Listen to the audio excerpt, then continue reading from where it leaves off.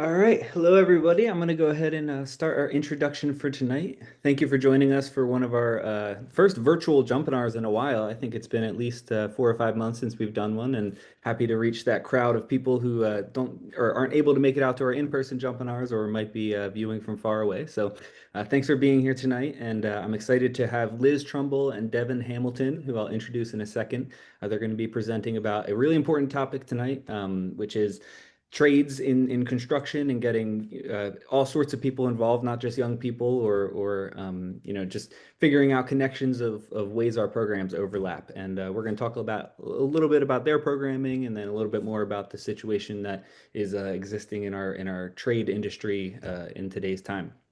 So, all I got to say for my introduction is that the Jumpstart Germantown training program is enrolling now for our winter 2026 program.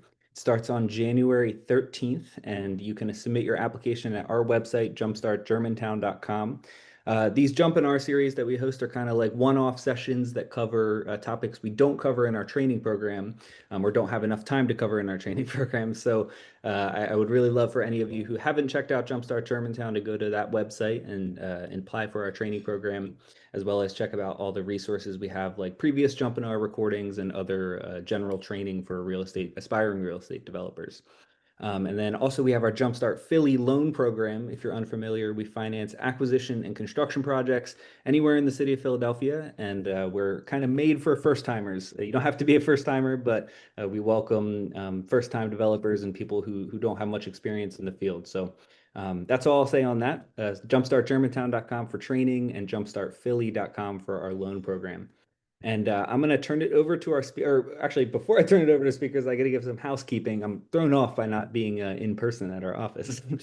Some quick housekeeping. We have our chat open to everybody tonight. So feel free to type comments in there as we go. And Liz and Devin might ask some questions. So feel free to participate and kind of put your opinion or thoughts out there. And then we're also going to have the Q&A function. So if you have a question that you want to come just to us and kind of put it in the queue for us to ask at the end, you can do that using the Q&A tab on your Zoom toolbar.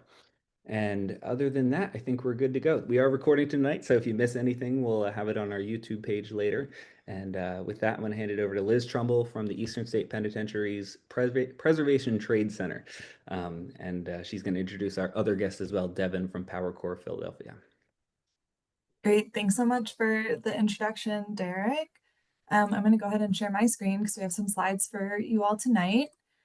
So just want to say welcome again up front. My name is Liz Trumbull. I'm the Senior Director of Preservation and Operations at Eastern State Penitentiary Historic Site in the Fairmount neighborhood of Philadelphia. And I'm lucky to be joined by Devin from PowerCorp. And we wanted to kind of start today by introducing both of our organizations and a little bit more about what we're about. But really, we're here tonight to talk about the need for trades training and spotlight some programs that are helping to create that next generation. And specifically, we're going to look at that through the lens of historic preservation, since the site of a lot of this training is Eastern State, which is a 200-year-old building, a National Historic Landmark. So in that spirit, just wanted to start with some objectives for the talk tonight. We hope that everybody here walks away understanding what the goals, the structure, and the learning outcomes are of the workforce training programs that we're going to introduce. And we want to make sure, given the nature of Jumpstart, that you guys all understand how the skills taught in these academies can translate to a home repair setting. And then, of course, we want to make sure that everyone can understand how to connect with Eastern State, how to connect with PowerCorp, if you're interested in our programs as a contractor, a mentor, or as a prospective applicant. So we're going to make sure that all of those resources are clear as we move through our little chat. So first, continuing the introduction, as I mentioned, Eastern State is a National Historic Landmark, a former prison in the Fairmount neighborhood of Philadelphia. It ceased operation as a prison in 1970 and was abandoned for over 20 years before reopening as a historic site and museum in the 90s. A lot of you might know Eastern State for our Halloween fundraiser, but I'm here to remind everyone that we're also a museum and a place to talk about criminal justice reform. And under our new or recent rebranding effort, the trades programs that we're going to talk about here tonight actually fall under the Eastern State Center for Justice Education. And so with that, Eastern State's mission is to preserve America's first penitentiary, advancing the public understanding of the criminal justice system and its impact on the lives of those affected by it to inspire a more just future. And so we have two programs that speak to the workforce development arm of our organization. We're going to focus most of the conversation tonight on the Preservation Trade Center, so I won't spend much time there. But for anyone who's interested, we also do have a LEAD fellowship, which is a holistic reentry initiative for anyone coming home from prison. It's a part-time program for 16 weeks that helps people get all of their logistics in order coming home and gives work experience within the museum sector. So you can find out more information about the LEAD fellowship on our website, but we're going to focus tonight on the preservation trades. But before we dive into that, Devin, you want to introduce yourself and PowerCorp? Yes. Good evening, everyone. My name is Devin Hamilton. I'm the program director at PowerCorpsPHL. We started in 2013 under a previous mayor administration, but we've been in partnership with the city of Philadelphia. Our main mission is to connect people to careers and advance community. We engage out of school and out of work young adults ages 18 to 30 in a paid for the 24-month program that results in connection to jobs and energy, infrastructure, skilled trades, and community-based careers. We run 3 programs, one in social enterprise in Philadelphia, and we provide technical assistance to cities nationwide interested in adapting our model to their region.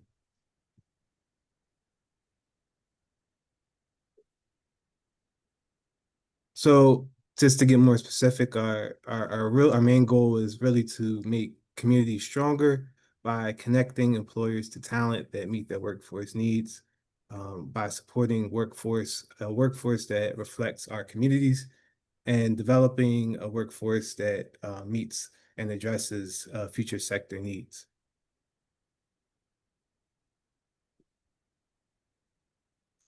And so one of our partners in our program has been Eastern State Penitentiary, and we've partnered to been a part of this partnership since 2018.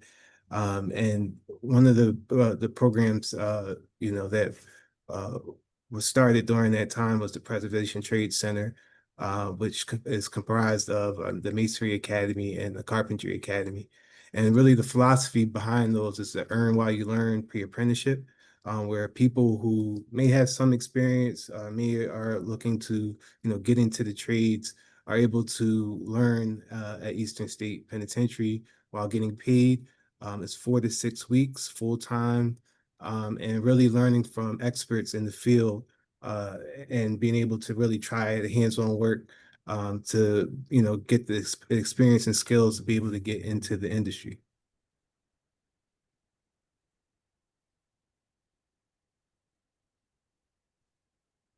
So there are 3 kind of pillars that underpin these pre-apprenticeship programs. And the first is hands-on learning. Like Devin just mentioned, the majority of these academies are spent completing projects and gaining hands-on experience while learning from and working alongside professionals who've spent their whole career doing programs like this or doing construction projects like this. So we are going to kind of dive into the nitty-gritty of what the skills are and what masonry means and what carpentry means in a minute. So we'll kind of skip past that for now and come back to it. But professional development is also a huge part of these academies. Learning how to be successful on a job site is multi-layered, right? It's about being early. It's about having your tools ready. It's about being eager to learn. And so these academies are structured to mimic a real world construction site, so that people can be coached in that environment and be ready for success on the other side. And to that end, mentorship and community is also a huge part. We're really excited that we've been having these academies for 6 years, because that means that our alumni community has grown. And as those of you involved with Jumpstart know, like growing your network and having people in your orbit that have that shared experience and started from a similar launch point, it can be incredibly helpful. So we're excited to grow and leverage that alumni community to grow mentorship within these academies. Is there anything you want to add, Devin? Yeah, I'll just add that I think a lot of people who are involved in these academies are individuals who uh, are looking for a way outside of going to like college and the traditional route of getting into this industry. And so I think this program really provides a lot of the things that are needed in order to uh, really get a footing into the industry with the hands-on experience, professional development, and then really the mentorship and the community piece, building on the alumni who came through the program before coming back, and building that community of alumni who finished the program. And so that part is a key part into helping people go into the industry and be successful.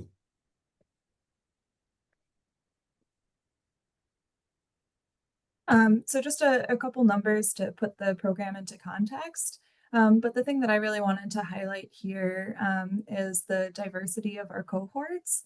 All of these academies are structured to bring people who are underrepresented into the skilled trades. And so you can see on the slide here that 26% of our participants are female, which seems small, but when you compare that to the construction industry at large is quite large. So that's something we're proud of and hope to continue growing.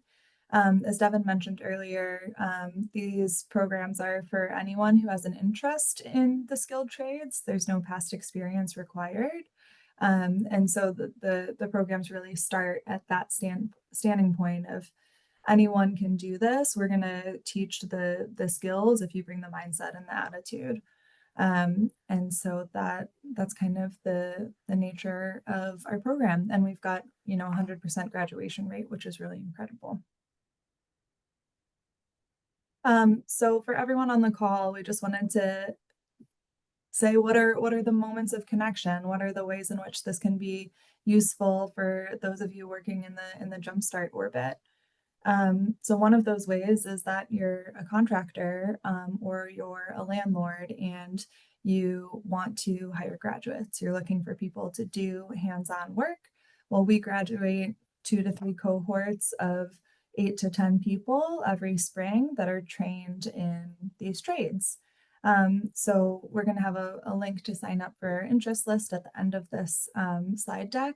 But if you want to hire graduates, it's a good time to get involved, and you'll receive notice of when people are graduating and looking for work. You want to take this one, Devin? Sure. Also looking for people who are interested in sharing your knowledge with the next generation, whether it's you're teaching a skill, whether you're sharing your story of how you started your business, whether you're helping to design, have input on the curriculum and what needs to be taught in order for people to be successful in the trades. I think one of the things that is really important running a program is that we recognize that people in the industry are the experts. And so a lot of times we're relying on the industry to make sure that we're teaching the right things that people really need to be successful in the trades. And so whether you're hiring someone or coming in to share your knowledge and share your experience is really helpful into helping people maintain their interest in the trades, and then also giving them the knowledge and things needed to be successful. And then the last one, of course, is, if you yourself or you have anyone in your community or network that you think would benefit from a program like this, we of course want to hear from you. So that's kind of our overview. And as a preservation professional, I wanted to take a few minutes to talk about the nitty-gritty of the skills that are taught in these academies, since I feel like there is a very strong overlap between this work and the work of taking care of homes in Philadelphia. So let's kind of explore what lives at this intersection between historic preservation, workforce development, and the work that you guys do through Jumpstart. So just a couple statistics. Old buildings. These are a topic that all of these areas have in common. 70% of all housing units in Philadelphia are row houses, which I'm sure isn't surprising to you all. But what I was surprised to learn is that 75% of those housing units are over 50 years old, which means that we have a really large percentage of old buildings. And taking care of those buildings just looks different when they were built 50 years ago versus when they were built today.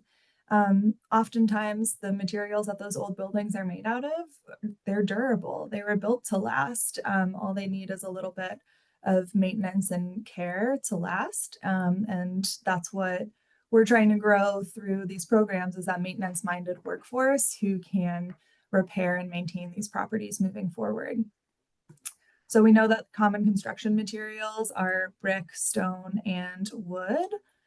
And so that's why maintenance and repair, the types of maintenance and repair work that we teach in these academies are directly translatable to the home repair market. So we teach masonry repointing, basic carpentry skills, and also wood window restoration. So what exactly do those skills look like? Let's start with masonry. And I think to that end, I would love to just see in the chat, who has repointed a masonry wall before? Is there anyone that has that skill set on the call here? I know there's one person at least, since we have a graduate from one of Oh, our I know there's one. cohorts I see here. at least 5 in the group here. Great. I would love if you guys can just shout out in the chat. And then I've got another question for you here in a minute. But on the screen here is just an example of what I mean when I say repointing. Eastern State is a building that's just full of stone masonry. So repointing is part of the maintenance cycle. It means taking out the mortar that sits between the stones and replacing it. We at Eastern State have to take out the mortar because it's made with Portland cement, which we'll talk about in a minute. But repointing is just the process of putting back in that finished mortar to make sure that the wall can continue to shed water. Water is the #1 enemy of most historic buildings, apart from human neglect and demolition. So repointing helps to extend the lifespan of historic buildings. Okay, so here's my next question. Who knows that can anyone name a type of mortar? Does anyone know that there's more than one type of mortar? That's a curiosity I have for the crowd, if anyone wants to chime in the chat. There won't be a quiz at the end, don't worry.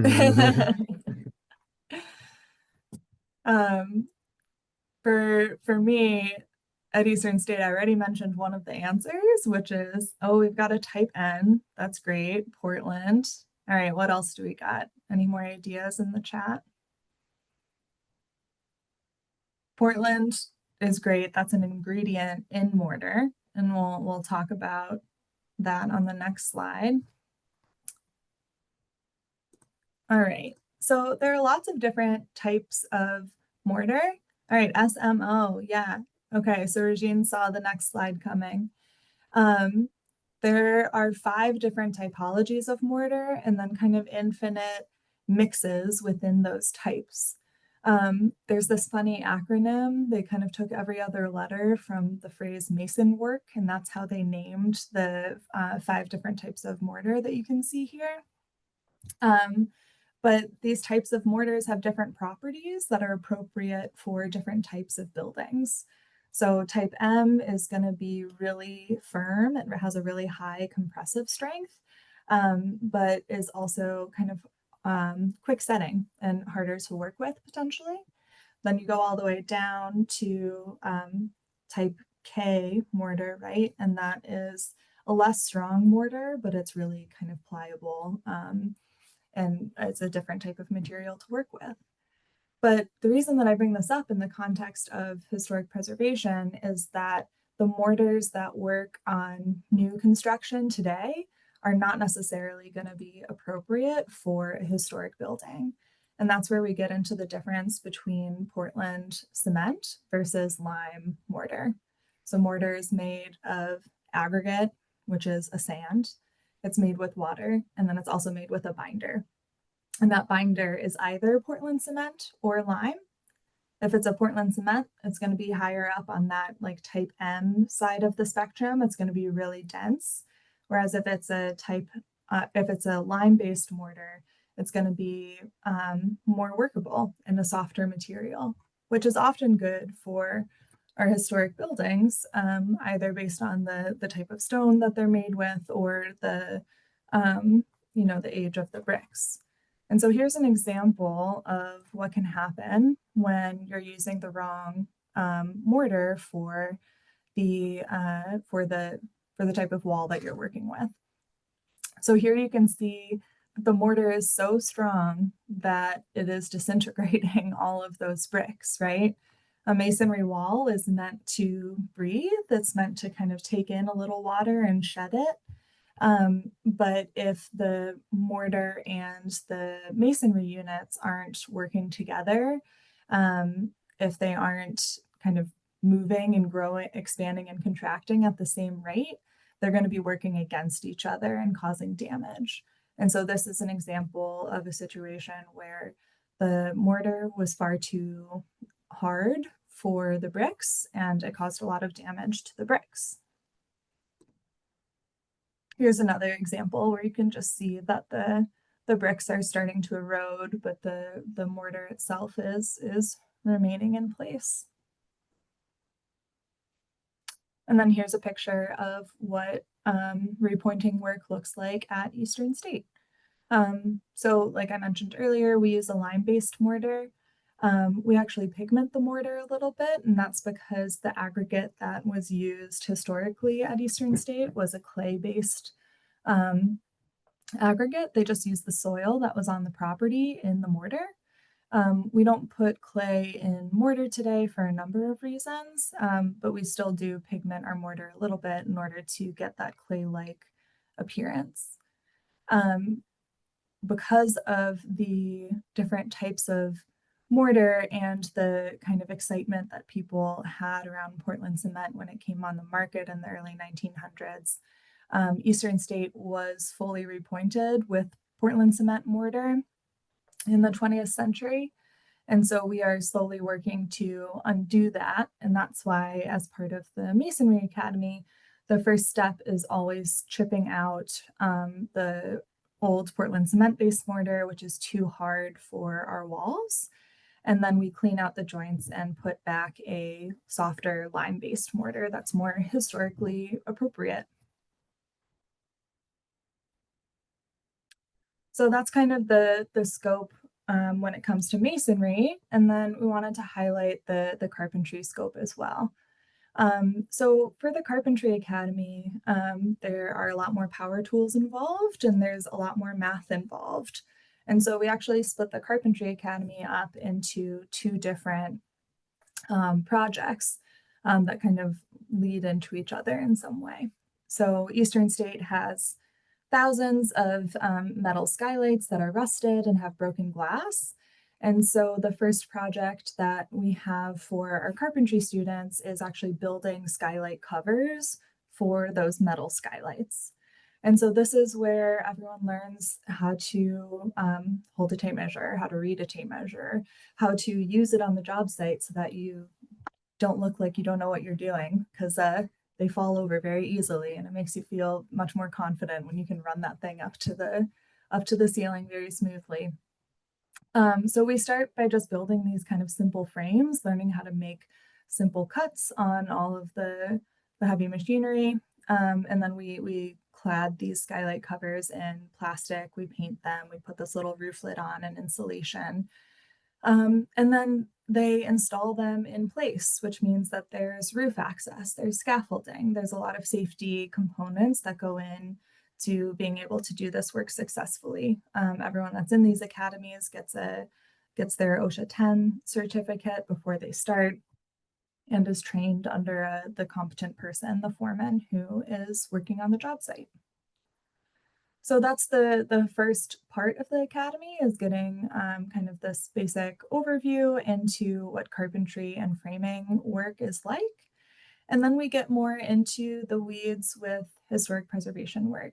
And that comes in the form of wood window restoration. Is there anyone here who has chosen to restore or repair a wood window versus taking it out and replacing it with vinyl? Has anyone on the call saved a wood window before? I would love to know if you write it in the chat. But on the screen here, while you guys are answering, because I hope that there's someone,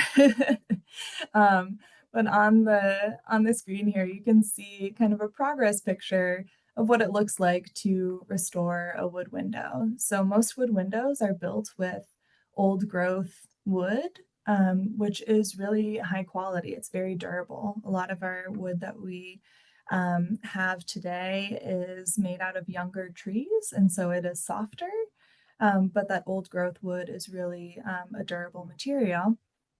And wood windows are built to be repaired. You can repair just the parts that are rotted and leave everything else in place. And so that's what we're looking at in the picture here. You can see kind of the new wood on the bottom and the older wood kind of going up the side. It has more texture to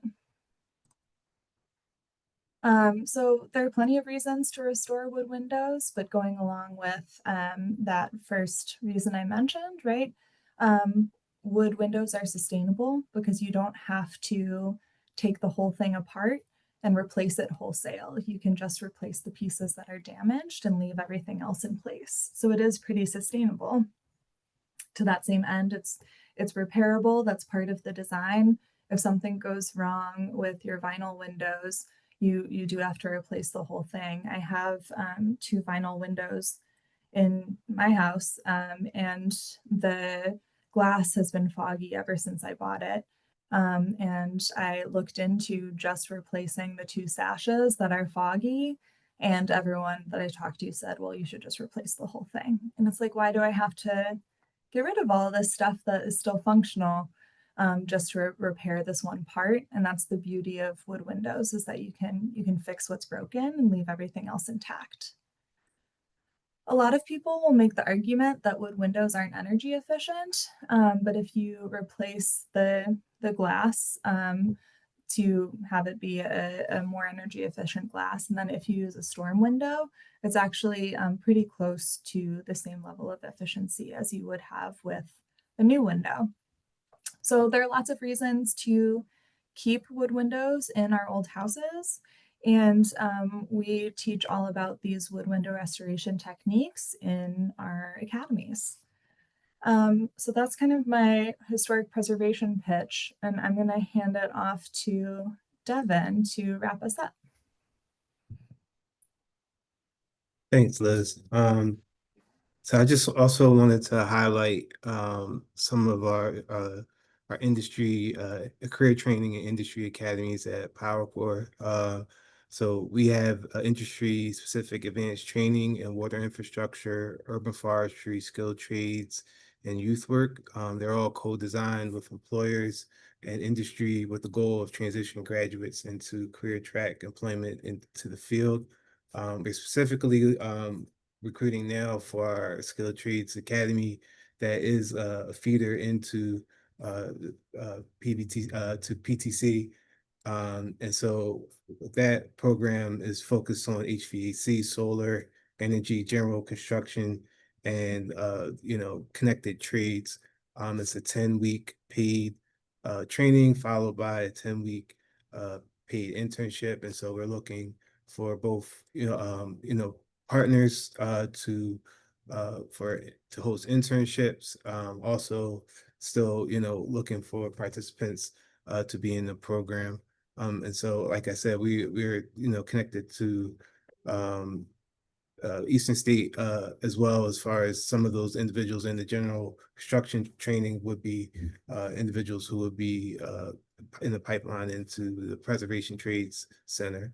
So just wanted to highlight that before we take questions. Great, thanks, Devin. So I just have one last slide. I've got our QR code up here. If you scan that with the camera on your phone, that'll take you to the sign up page. If you put in your information there, you'll get an email when it's time to apply for our academies, and you'll also just get news and updates about the Preservation Trade Center. So I saw some questions in the chat about kind of when hiring is and what that process is like. And so that's what this QR code is for, is to make sure that you get an update when the application opens up. We run these academies once a year to align with the busy season for hiring for the construction industry. So we'll probably start recruiting in January, and our academies will run in the late spring, kind of March, April, May. So if you're interested or know someone, feel free to pass around this link and you'll get an update when the application's open. And I think with that, we're happy to take any questions about the program, about maintenance and repair, about preservation, about PowerCorp, about Eastern State, any of that.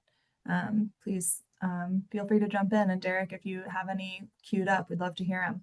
Yes, absolutely. And first, thank you so much, Devin and Liz. That was an excellent presentation, and I love the impromptu masonry 101. That was great. I learned something, and I know others did as well.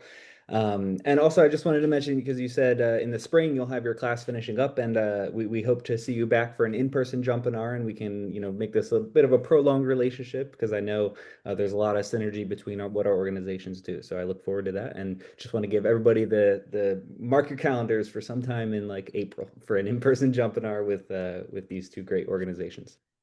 So I'll just go ahead and start with the questions, and I'll ask them on the attendees' behalf. And if you have anything to chime in, just feel free and go ahead. Leah Scher asks, I'm wondering if you work with nonprofits. I am representing a residential rehabilitation program, and my residents would love to get involved. So do you have any other connections with local nonprofits, and how does that relationship kind of start? Yeah, I think we are always looking for partners for this program. It sounds like if the question is about residents getting involved from a participant perspective, I think we're happy to engage with leadership of nonprofits and understand how to best get the message to everyone. But I think there's always opportunity to reach out one-on-one for an organization to organization chat. Get in touch with Liz is what her answer. Yeah, get in touch with me and Devin. I actually have our contact information on the next slide, so I'll put that up again. Awesome, great. And I wanted to remind everybody also, we're going to send out the presentation and the recording, as well as both Liz and Devin's contact information, so you can get in touch. I'll have that out by tomorrow. The next question here, there's actually two questions about it, is the age limit and the age range. I know you went over it, but if you could just reiterate, what are the age requirements? And Laurel said, is there an age limit? And Marcus said, can you be over 30 years old and still participate in the PowerCorp program? You want to take that one, Devin? Yeah. So for PowerCorp, we focus mainly on 18 to 30 age range. But I'll pass it to Liz because it's not a limit for the preservation trades. Yeah. So yeah, PowerCorp specific programs, there's an age limit. We work with PowerCorp and the Preservation Trade Center, but we don't have an age limit. The minimum is still 18. but there's no maximum. Great. Laurel Donez says, and this is more of a question in general about historic preservation, but there have been so many old homes that were torn down throughout the city. Can those homes be rebuilt using the original design with wood, brick, and stone? So if you could put your preservationist hat on and talk a little bit about rebuilding, historic structures and what that takes. Yeah. Yeah, I think that's an interesting question. I have a lot of thoughts. So I think the real time to intervene and make the most out of sustainability and historic preservation and effort is to take care of an old building before it is demolished, right? And so that's where maintenance and repair comes in. Once a building is already gone, you have the opportunity to ask yourself, like, should it go back the way that it was, or should we build something new here instead? There are a lot of ways to do new design that is sustainable, that's efficient, that's safe and long lasting and in keeping with the neighborhood. It doesn't always have to go back the way that it was. But if that's something that you're interested in doing, there are lots of salvage yards. There are ways to find materials that were used in years and decades past that can be used again. And those salvage yards are also going to be really helpful when doing repair work as well, because like we talked about with mortar and wanting to use a modern mortar mix that is compatible with historic materials, you always want to kind of work on like with like. If you have to replace a stone, try to find the same type of stone that is in the rest of the wall. And salvage yards can come in really handy for that. So I hope that answered the question. Yeah, great. Eric Dossi asked, what is the process to hire one of your graduates? So, if somebody's interested in and they need some labor on their construction crew, how could they get in touch and what do you recommend there?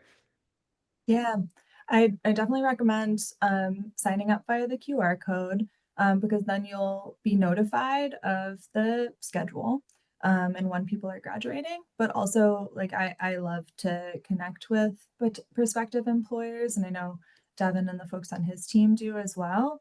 And so I think that reach out to us. Again, I'll put our information up on the next page. Usually what we like to do with employers is make sure that they get to meet with graduates before the program is over. We want you to come to Eastern State. We want you to see people on the job site. We want you to meet people and understand that the skills that they've been learning over these 6 weeks. So I think that's a great opportunity, and we're happy to facilitate those meetings once we have these programs up and running. And I'll go ahead and put our contact information up again. Great, great. Langston asked, oh, Devin, did you have something to add or no? Yeah, I just wanted to add, I think it's definitely reach out because I think we also want to learn more about your business and the opportunity and making sure we're able to connect people to, meet your needs as well. So I think, definitely do the interest form, but would love to have that conversation about, what you're looking for. Great. Langston asked, if we joined the program as a student, would we have to pick between masonry and carpentry, etc., or would you have a chance to experience and learn all of them? Yeah, I think that's kind of one of the unique intersections between the programs that Eastern State and PowerCorp are partnered on and what PowerCorp offers through the skilled trades academies as well. Like, because Devin, correct me if I'm wrong, but skilled trades is kind of the survey. It includes all of them. Whereas PTC, we're asking you to choose. We're asking you to commit to one trade for the 4 to 6 weeks that you're part of the program. Did I get that right, Devin? Yeah, that's correct. And someone mentioned the age group that we work with. We work with a lot of young adults, so a lot of our program is like exposure, getting people to, learn about the various different trades. And then I think PTC is a little more focused on those specific ones. So I think that both, works depending on where you're at. Yeah, and I would add too that our recruitment process is meant to kind of provide exposure to what all of the different trades are all about. So when we start that recruitment process, we have info sessions, we have an in-person site visit to Eastern State. And it's not until we get to interviews that we're asking people to identify what trade they're most interested in. When you come to Eastern State for demonstration day, you'll rotate between different stations, and we'll have a carpentry station and we'll have a masonry station. And so you'll have the opportunity to chat with people who are in that career path before choosing which track you want to take for this pre-apprenticeship opportunity. Great. Ben is asking, do your graduates, I guess I'm specifically in that masonry carpentry category, get a basic education on the building science of masonry wall assemblies as well, in terms of the right ways to apply vapor barriers and insulation at the interior of existing masonry walls below and above grade? Sounds like Ben, and I know, Ben, you're a contractor. Ben's been around the block. We love it. Yes. So, you know, we have a couple partners that will provide technical lectures for the participants of our program. We're also building up our capacity to do mock-up walls on site as part of this academy. Last year we had the cohort build a mock-up wall with stone and another one with brick. They didn't include the vapor barrier, but I feel like that's a great opportunity to dive deeper and go into the assemblies. So far, we've only covered that on a conceptual level with the partners that we have. Great. And Ben also asked, are there specific criteria a contractor or construction company needs to meet in order to host an internship? And it sounds like the answer is reach out and you can have that discussion with Liz and Devin, and they'll determine if it's a good fit. Yeah. Yes. All right. And I don't know. Yeah, Stephanie asked, how could I sign up as a student? We have the application link there, and we'll be sure to send it out to everybody. And Liz, Devin, do you see any questions I missed here, or any that you particularly want to answer before we wrap up? I see someone in the chat was asking about the number of participants. There's usually 8 to 10 people per academy. So that's the answer there. Cool. All right. Yeah, so we'll get the application link out and Liz, Devin's contact information, as well as, like I said, the recording and our presentation.